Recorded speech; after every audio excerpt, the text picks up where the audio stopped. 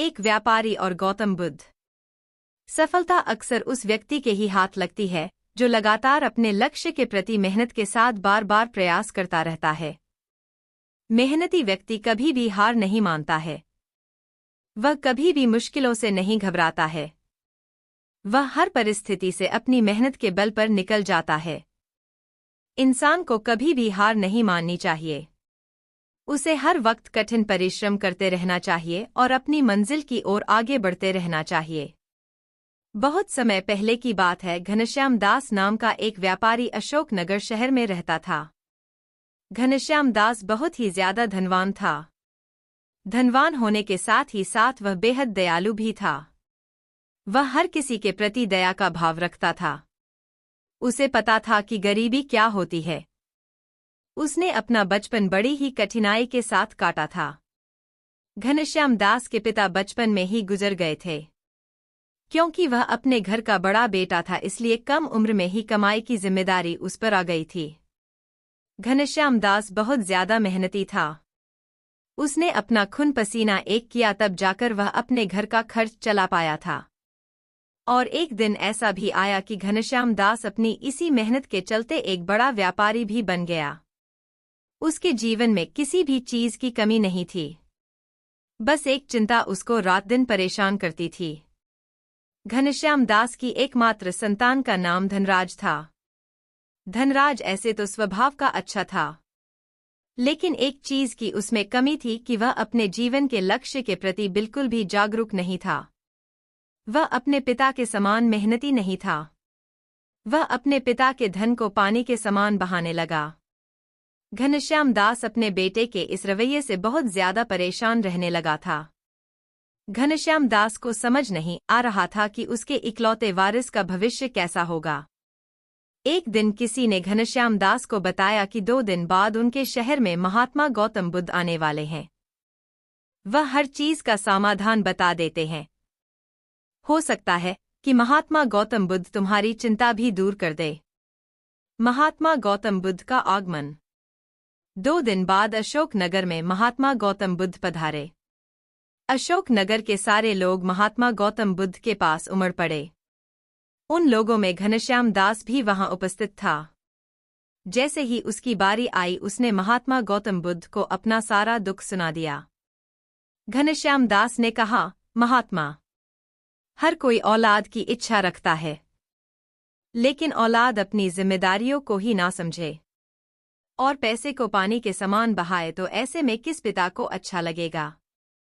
आप कृपया करके समाधान बताइए ताकि मैं अपने बेटे को सही रास्ते पर ला सकूं। महात्मा गौतम बुद्ध ने घनश्याम दास से कहा, मैं जैसा कहूं तुम वैसा ही करना। तुम 2 दिन तक वही रुकोगे जहां मैं रुका हुआ हूं। 2 दिन बाद में घनश्याम दास के घर खबर पहुंचाई गई कि घनश्याम दास को सांप ने काट लिया है और दुर्भाग्यवश उसकी मौत हो गई। धनराज को एक चिट्ठी भी दी गई जिसमें घनश्याम दास के लिखे अंतिम शब्द थे, बेटा, मैं मर रहा हूं, लेकिन तुम अपना और अपनी मां का ध्यान अच्छे से रखना। मैंने बहुत समय पहले अशोकनगर की मुख्य नहर के समीप ही धरती में खूब सारा धन गाड़ा था। वह धन अब तुम मां बेटे के बहुत काम आएगा। तुम्हारी जिंदगी आसानी से निकल जाएगी। घनश्याम दास की मृत्यु की खबर सुनते ही धनराज के पैरों तले जमीन खिसक गई। धनराज सोचने लगा कि अब उसका जीवन कैसे गुजरेगा। वह बिना देरी किए जल्दी से उस नदी के पास पहुंचा। नदी के पास पहुंचकर उसने जमीन खोदनी शुरू कर दी। जमीन खोदते खोदते कब दिन से रात हो गई उसे पता ही नहीं चला। अगली सुबह वह फिर से उस खोदी हुई जमीन को और गहरा खोदने लगा। आज भी सुबह से रात हो गई।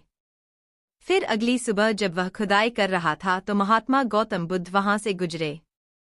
उन्होंने धनराज से पूछा, क्या हुआ पुत्र, तुम लगातार जमीन क्यों खोदे जा रहे हो? इस प्रश्न पर धनराज ने सारी बात महात्मा गौतम बुद्ध को बता दी। फिर महात्मा गौतम बुद्ध बोले, तुम्हें 3 दिन होने को आए हैं, लेकिन क्या तुम्हें वह गड़ा हुआ खजाना मिला? धनराज का जवाब था, नहीं। इस बात पर गौतम बुद्ध ने कहा, वह खजाना मेरे पास है। धनराज को कुछ समझ में ही नहीं आ रहा था कि तभी वहां घनश्याम दास प्रकट हो गया। अब तो धनराज का सिर चकराने लगा। महात्मा गौतम बुद्ध बोले, तुम केवल 3 दिन में ही मेहनत करके थक गए। और यहाँ तुम्हारे पिता ने अपना पूरा जीवन मेहनत में गुजार दिया। तुम्हारे पिता की मेहनत के चलते ही आज तुम सुख भोग रहो है। महात्मा गौतम बुद्ध के ऐसा बोलते ही धनराज का सिर शर्म के मारे झुक गया। धनराज अपने पिता के पैरों में गिरकर बोला, पिताजी, मैं मेहनत और पैसों का महत्व समझ गया हूँ। महात्मा गौतम बुद्ध की शिक्षा। पैसे की कद्र करना सीखें। यदि आपके घर में कोई कमाने वाला पहले से है, तो इसका ये मतलब नहीं कि अब आपको कमाने की जरूरत नहीं है। कुछ लोग होते हैं वो इसलिए मेहनत नहीं करते क्योंकि उनको इसकी जरूरत महसूस नहीं होती, और जब बुरा वक्त आता है तब आपको इसकी जरूरत और पैसे की कद्र समझ में आती है। आपके माता पिता ने जो भी किया वो बड़ी जिम्मेदारी के साथ किया है। आपको भी अपनी जिम्मेदारी समझनी चाहिए और मेहनत करके आगे अपने लक्ष्य की ओर बढ़ते रहना चाहिए। मेहनती व्यक्ति की हर कोई इज्जत करता है।